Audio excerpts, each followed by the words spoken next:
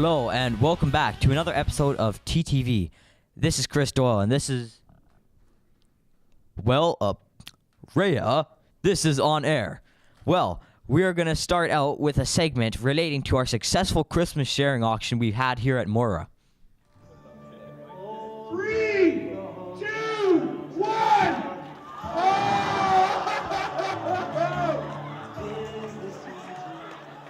Now Kevin has to go through the concussion protocol. So I wasn't exactly one of the headship leaders, but I was really involved in handing out letters to companies and trying to get donations.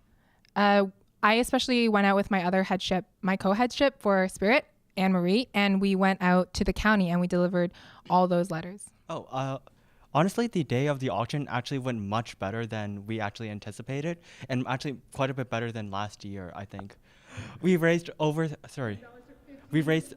$3,000 from everyone in our school, and we are really thankful for everyone for that. I think, honestly, the auction went fairly well, though it did go a bit over schedule, which was somewhat unfortunate, but I think everyone had a lot of fun during it, and honestly, I myself personally did.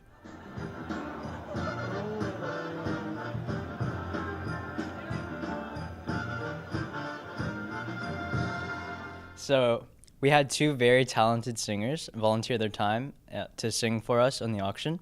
We also had a giant octopus auctioned away. And most notably of all, we had Mr. Montgomery getting pied in the face.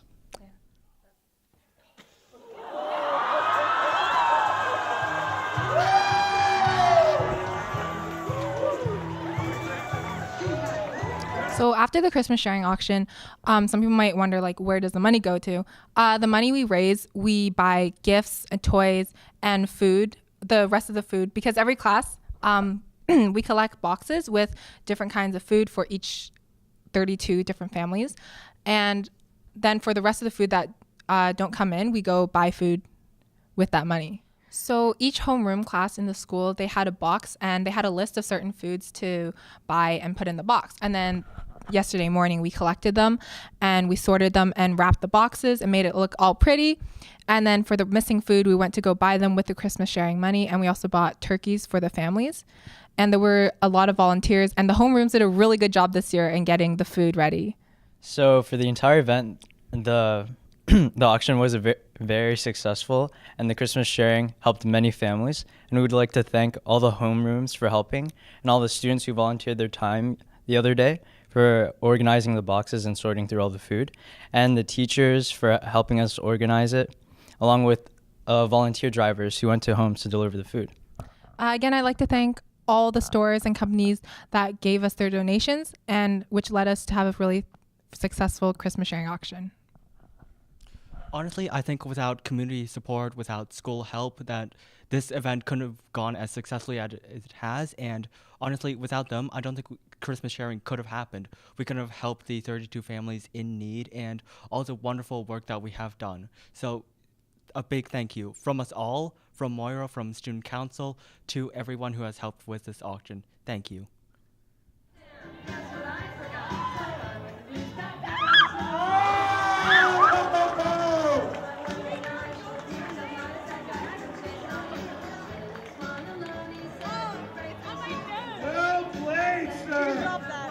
Okay, so that was pretty amazing.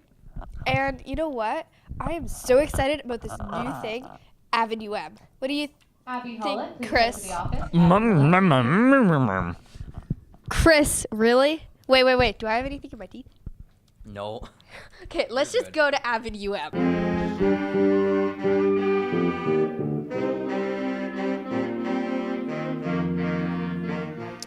Well, Avenue M has been around since before I started teaching here, which would have been 11 years ago.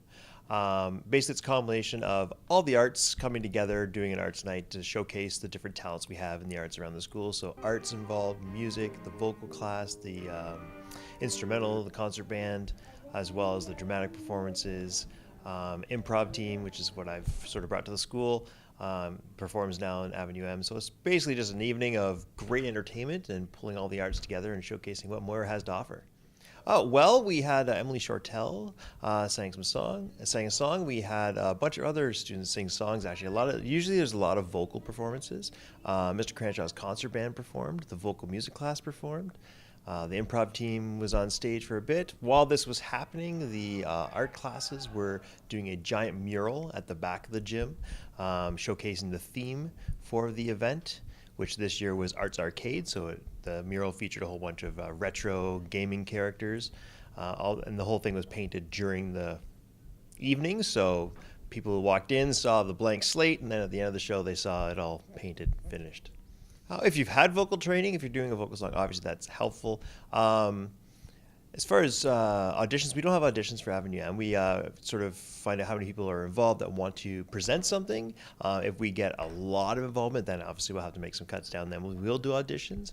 But as far as training goes, like having taken drama as being used to performing in front of an audience, or music being performing in front of an audience, just being used to showcasing your events from previous experiences, pretty much what all you need to perform in Avenue M. And we even have some people get up there for the first time, and it's awesome to see them do that.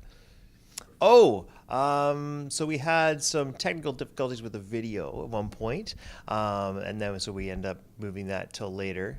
But the mural itself, the art mural, wasn't quite finished, and we do want the audience to see the final finished product, so we had to improv a few things in there, and Mr. Cranshaw had been dying to play the Mario Brothers theme on stage for a while now, so he got to have his little vice done there and got to perform it, and then Corey and Mackenzie just improv a whole Mario scene to the music right there on the spot. That was totally fun to watch. Okay, so the improv team, the whole point is to compete in the Canadian Improv Games, which our regional tournament is in March this year. We just came back from doing winter workshops in Kingston. So basically the Kingston region hosts a day of workshops for improv kids. There's stuff on developing character, using silence in a scene, how to keep a scene advancing, and etc. So the kids were there, did a whole day of workshops, and then they competed in an exhibition tournament that night, which was basically just to try out their games and get some adjudication and feedback for an evening of fun, and then we can use that to sort of advance and forward how we structure our events for the actual tournament. Just do it. Be the shark is what my student teacher would say. Just get out there.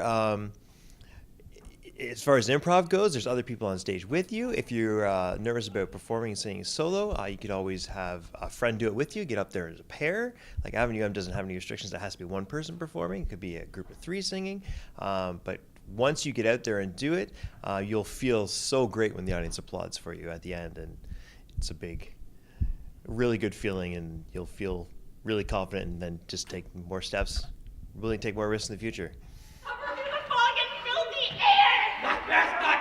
Something's wrong. Exactly! So that's why we should just go home! Mackenzie, you know what your English teacher always says. You gotta try harder at work. You gotta try harder at finding that duck you're looking for.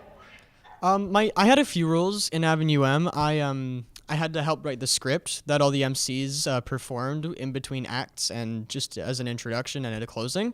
I actually was one of the MCs as well. My character was kind of like an NPC because our script was that they were playing a game and each performance was a different level of the game. So I had to help write that. I also performed 3 times. So I did a lip sync at one point and I performed with one of the other MCs. I also had to make sure that everyone had their music in if they were singing or drumming. And I was to give it to the tech department who was handling everything. And that's pretty much all I did. So improv is probably the best sport it doesn't have a ball, but what improv is we've got this team of great, unique thinkers who they all get up and just make it up as you go. So it's like drama right off the top of your head, and that was really fun, and I was involved in that too. So improv is like we're given feeds, like we ask our audience for feeds such as where are we going to be going in this scene, or give us a few words that we can work with and make a scene out of it.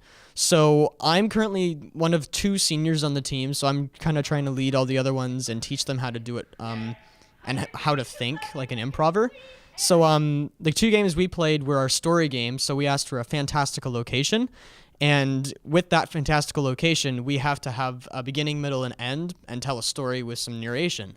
And then we also played another game, which is kind of like the old show, Whose Line Is It Anyway? And during intermission, we had people write down just random sentences and pieces of paper, and then we picked them without looking, and then we just read them wherever we felt we needed to in the scene.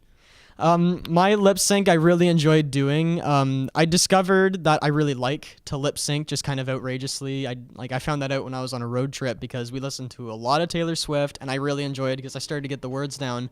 I just felt happy bouncing and singing along and just being silly with it. And I found on YouTube that Jimmy Fallon, and there's even a show on Spike that's all lip syncing. And I thought that's really fun. I want to try that just in front of an audience. So that was the first time I'd ever done that, and I felt really comfortable with it. It felt like it was a lot of fun. Me and Mackenzie and I, we both knew that we had musical talents. We'd never tried playing with each other or singing together or whatever. One day, I think it was last year, she and I just said, hey, we both have guitars, let's try playing a little bit. And we were playing music, and we thought that maybe we could do it for an audience someday. So I've been taking piano, I think, since I was 7 or 8. So we thought, okay, let's perform a song at Avenue M and see how it goes. So we picked Lost Boy, and to stick with the video game theme, we picked a song from the game Skyrim. And I played the piano and she sang. I tried singing a little bit for the one that we picked from the Skyrim game. Didn't really pick up, and it was my first time singing in front of people, and I was way less scared than I thought I would be. But I was really comfortable playing the piano, and I love listening to Mackenzie sing. I sang Sick of Losing Soulmates by Jody Clark, and I think I'm pretty happy with my performance. I think it went really well. There was a lot of planning that went behind it, and I think it really showed. So I had a few friends that were performing, and they all did really well, and I'm happy about that. I have never taken lessons. I've been in a few choirs, but I've been singing since I was about 3 or 4. I'm in the vocal class this semester, and I was last year as well. I think with performing always comes butterflies. No matter how many times I sing in front of people, there's always going to be nerves. A lot of breathing, like deep breathing, and lemon and honey water before. And I usually don't practice on the day of because I don't want to strain my voice. I think a big thing that discourages people is the nerves. And what people don't understand is when you're up there, you can never see anyone because the light's on you. And so that when you get up there, your nerves are pretty much gone. So I think when people just push themselves just enough to get up there, that's when they can really shine.